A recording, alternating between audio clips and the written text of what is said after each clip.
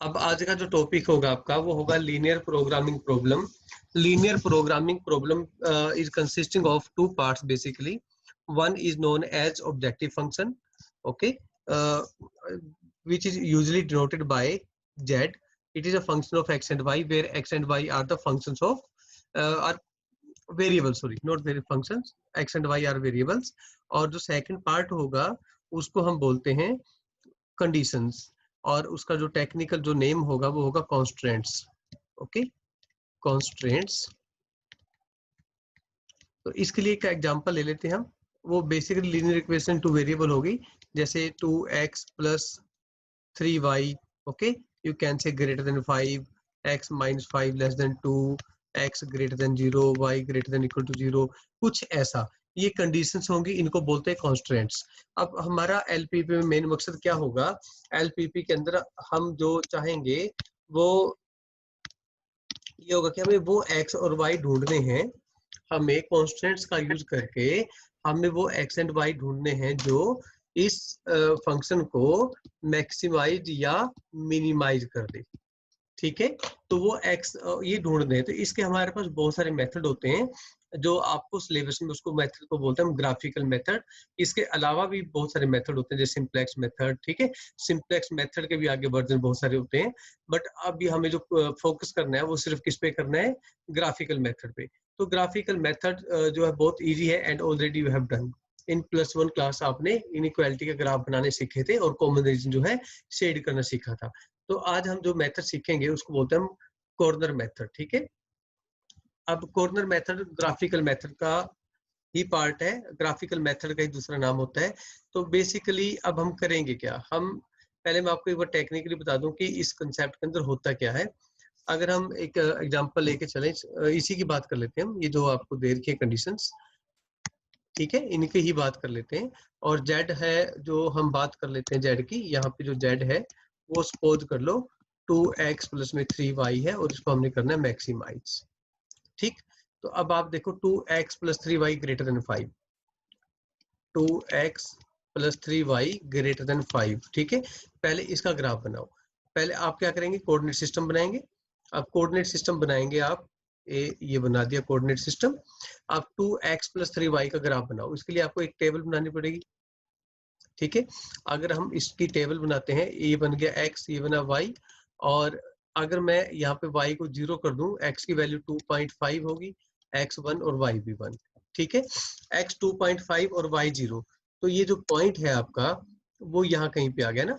x की value 2.5 हो गया और y 0 आ गया. ठीक, तो x 1 और y 1 कहीं यहाँ पे कोई पॉइंट आ गया, ये भी 1,1 आ गया. ठीक है, तो इसको अगर हम ग्राफ को ज्वाइन करेंगे लाइन को तो ये कुछ ऐसे बन जाएगा. ठीक है, बात समझाई? तो ये जो लाइन है आपकी, ये 2x + 3y = 5 की लाइन बनी है. ठीक है, बट आपको जो इनइक्वालिटी दे रखी है उसमें ग्रेटर देन है. तो ऐसे केस में हम क्या करते हैं? टेस्ट फॉर ओरिजिन करते हैं. क्या करते हैं? हम करते हैं टेस्ट फॉर ओरिजिन. अब टेस्ट फॉर ओरिजिन के लिए हम क्या करेंगे? x को भी 0 कर देंगे और y को भी 0 कर देंगे.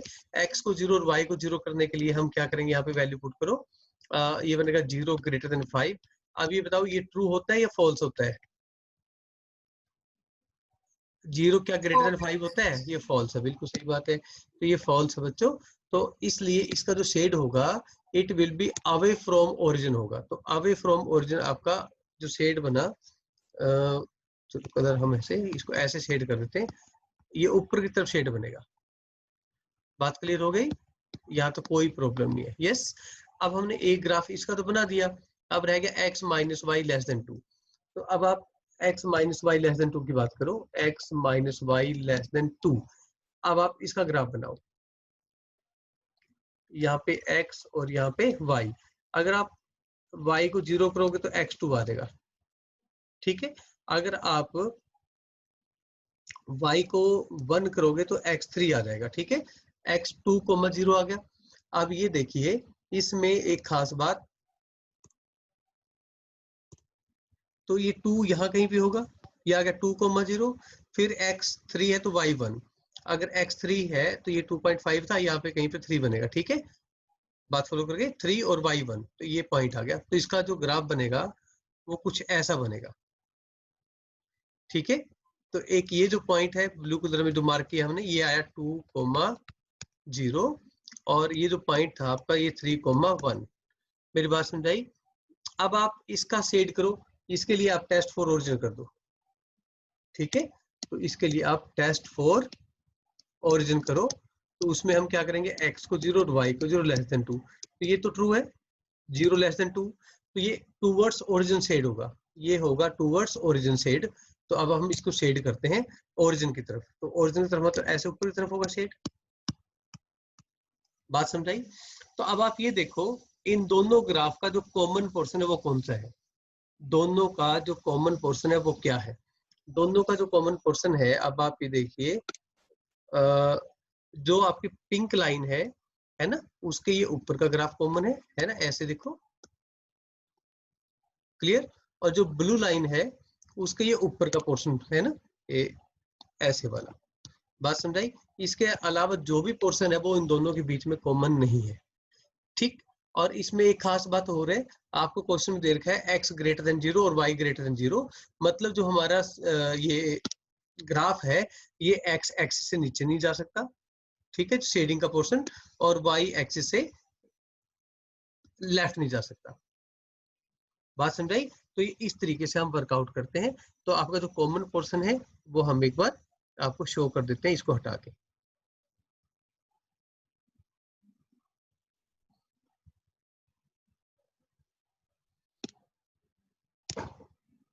तो ये पोर्शन आपका यहाँ से ऐसे,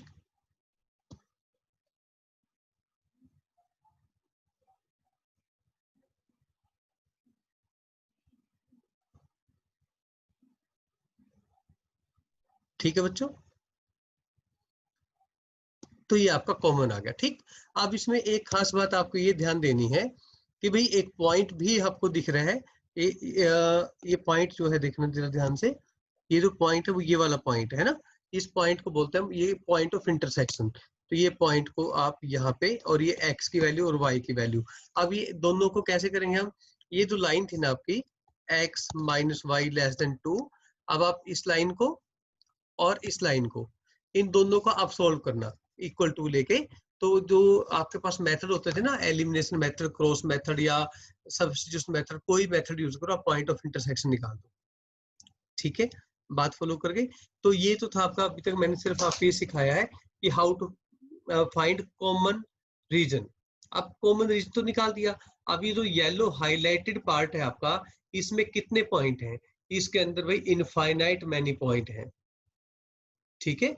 अब इनफाइनाइटली मैनी पॉइंट कैसे होंगे, देखो अब हम मार्क करते हैं इनको, जो इनफाइनाइटली मैनी पॉइंट है, ये देखिए, ये मैंने अलग अलग पॉइंट जो है मैं मार्क कर रहा हूँ। ये कलर आपको चेंज कर देते हैं डार्क, ताकि आपको दिखाई दे दे। तो जैसे ये पॉइंट होगा, ये होगा, ये होगा, ये होगा, ये होगा, तो मैं ऐसे बहुत सारे पॉइंट यहाँ पे मार्क कर सकता हूँ। मेरी बात फॉलो करके, यहाँ पे ऐसे इनफाइनाइट पॉइंट होंगे भाई, तो उन इनफाइनाइट पॉइंट में से कोई भी आपका 1 2 3 जितने भी पॉइंट है वो पॉइंट हम ले सकते हैं, जिसके लिए आपका जो z है ना, ये वाला फंक्शन, ये मैक्सिमम हो, because we need point of maximisation.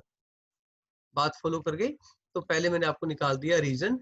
इस तरह के रीजन को बोलते हैं अनबाउंडेड रीजन। क्या बोलते हैं, अनबाउंडेड रीजन। तो ये जो अनबाउंडेड है, तो ऐसे केस में हमें ये चेक करना पड़ता है कि ये फिजिबल है या नहीं।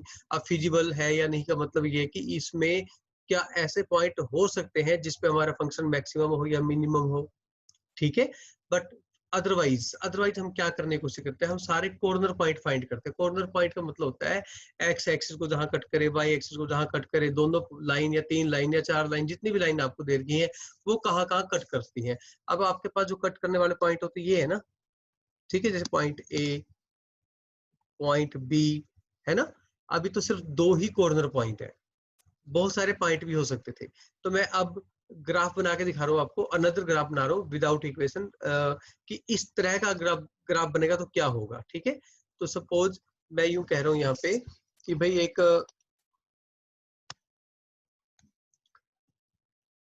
स्ट्रेट लाइन है, आप सपोज करो एक का ग्राफ यूं बना, और जो दूसरी लाइन है उसका ग्राफ ये बना, ठीक। बट इनकी खासियत ये है कि ये दोनों जो है डाउनवर्ड रीजन को शेड करती है, सपोज, है ना। अब मैं ये कहता हूँ कि इनका जो कॉमन रीजन है ना वो ये वाला है।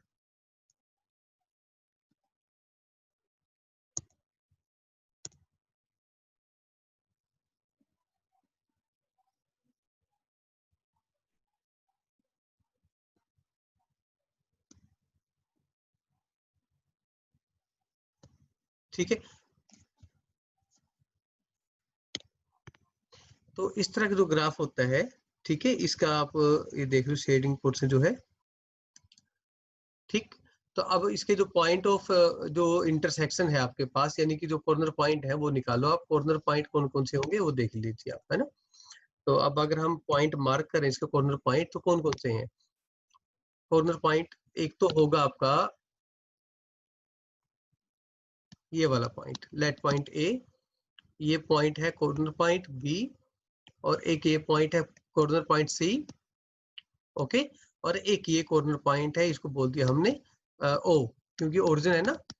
तो अब जो बी पॉइंट है वो तो एक्स एक्सिस के ऊपर है, तो ये जो पॉइंट होगा ये एक्स की वैल्यू कोमा 0 होगा, और जो ए पॉइंट है वो 0 कोमा वाई की वैल्यू होगा। वाई की वैल्यू आप देख रहे हैं यहाँ पे लाइन कहाँ पे कट करती है, और ये जो पॉइंट होगा आपका ये कोई x1 कोमा y1 होगा। अभी x1 और y1 क्या है आपके पास, जो लाइन 1 है और ये लाइन 2 है ना, ब्लू वाली लाइन 2, दोनों का जो पॉइंट ऑफ इंटरसेक्शन होगा वो आपका पॉइंट सी होगा। अब पॉइंट ऑफ इंटरसेक्शन कैसे निकालते हैं? सपोज आपके पास कोई लाइन है 2x प्लस में y इजिकल टू 3, और एक बन गया आपके पास x minus 2y is equal to minus में 1। तो आप इनको सोल्व करो, x की भी वैल्यू 1 आएगी, y की वैल्यू भी 1 आएगी, तो ये पॉइंट ऑफ इंटरसेक्शन 1,1 आ जाएगा। इट डिपेंड्स है ना कि कौन सी स्ट्रेट लाइन होगी वो। बात समझाई? ये था आपका दूसरा टाइप। जो तीसरा टाइप है, आप सपोज करो आपके पास ऐसा कोई ग्राफ बना, एक स्ट्रेट लाइन ये है और ये दूसरी स्ट्रेट लाइन है, ठीक है। तो अब इसकी खासियत ये थी कि भाई जो लाइन 1 है और एक लाइन 2 है, लाइन 1 जो है नीचे का एरिया आपका शेड होता है, और लाइन 2 जो है वो ऊपर का एरिया शेड करता है। तो बीच में कुछ भी कॉमन नहीं है ना भाई। जब ऐसी कोई कंडीशन आती है तो हम उसको बोल देते हैं नो सोल्यूशन। तो यहाँ पे क्या आएगा? नो सोल्यूशन, क्योंकि इनमें कुछ भी जो एरिया है वो कॉमन नहीं है, जो शेडेड पोर्शन है उसमें कुछ भी कॉमन पोर्शन नहीं है। बात क्लियर होगी? अनबाउंडेड का मैंने आपको बता दिया, ऊपर की तरफ ऐसे ओपन हो जाता है, ठीक है, इनफाइनेट वैल्यू तक जाती है एक्स की और वाई की। तो वहां पे हम वैल्यू बड़ी सोच समझ के जो है चूज करनी पड़ती है, और उस तरीके के क्वेश्चन को सोल्व करने का जो मेथड होता है उसको बोलते हैं आइसोप्रोफिट कर्व मेथड, ठीक है। इतना समझ आ गया आपको? ऑप्टिमाइजेशन भी बोलते हैं इस टॉपिक को, इस चैप्टर को ना, ऑप्टिमाइजेशन। तो ये लाइन 1 और लाइन 2 इनमें कुछ भी कॉमन नहीं है। डन?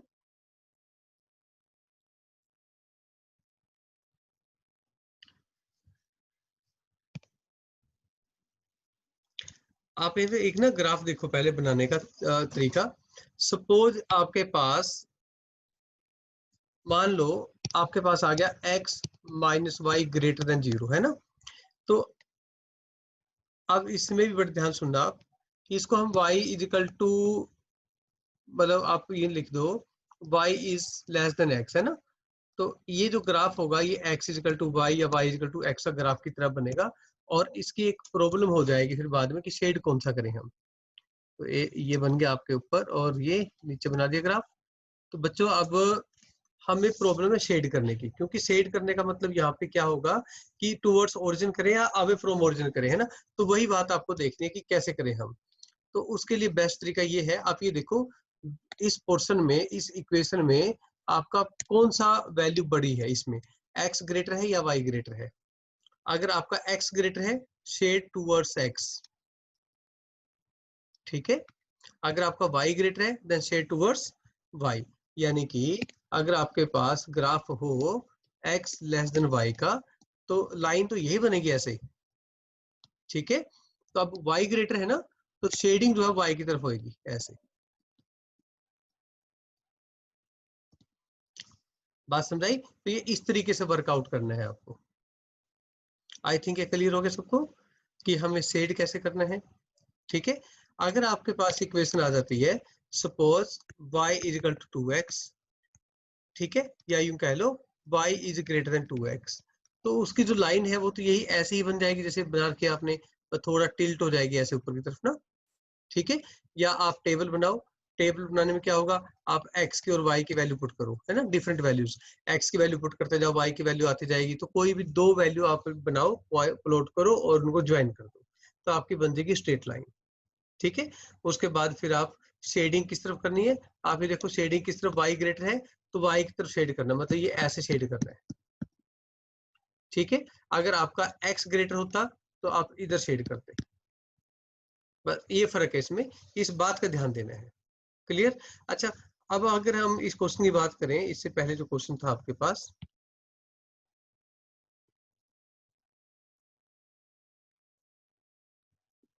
आप इस क्वेश्चन की बात करो। अब जब हम इन कंडीशन का, ये जो कंडीशंस है इनका ग्राफ बनाएंगे, तो आपका जो कॉमन पोर्शन है वो ये आ जाएगा जो बना रखा आपने, सही बात है, तो ये आपका कॉमन पोर्शन आ गया, ठीक है, क्लियर।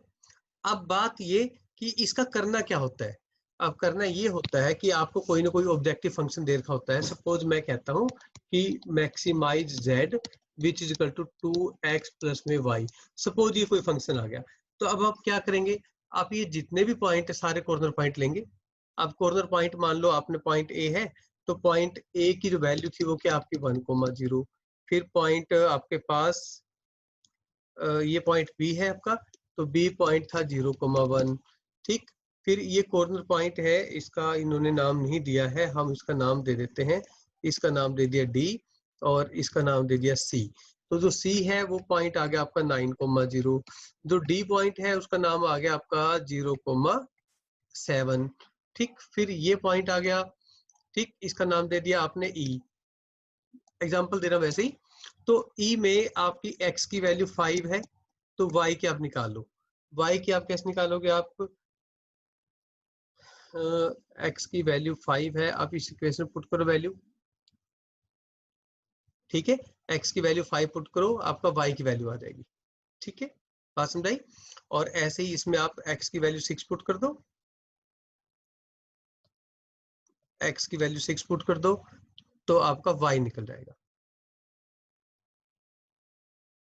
ठीक है। तो ये y है, सॉरी नोट x, ये ग्राफ में गलत लिखा है, ये y की वैल्यू 5 है क्योंकि यहाँ पे y 5 था, ठीक है, आपको इसमें देखो y 5 है ना, इस करके